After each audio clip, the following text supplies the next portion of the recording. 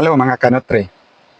Kung na-diagnose ka na with chronic illness, tapos years ka nang compliant with your medication, tapos hindi ka pa rin healthy, have you ever asked, anong kulang? Kasi minsan, nakafocus lang tayo sa numbers, sa symptoms, at sa mga medications.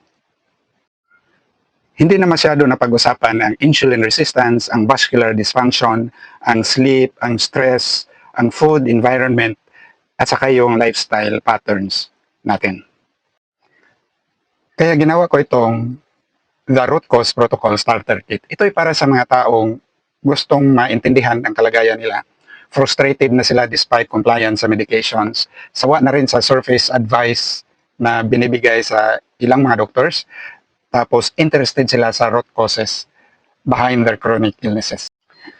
Ang The Root Cause Protocol Starter Kit ay hindi fear-based, hindi extreme dieting, hindi rin magic healing, at lalong hindi anti-doctor.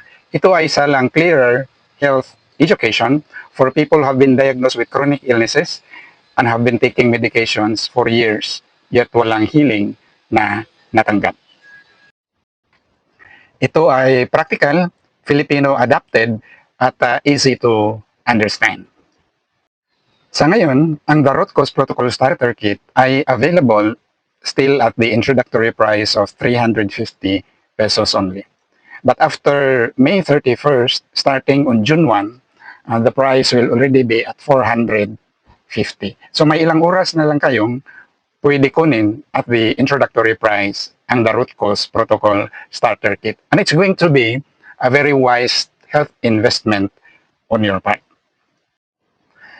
If gusto mong maintindihan kung bakit despite multiple medications, wala pa ring healing na kukuha, this investment is a good place to start.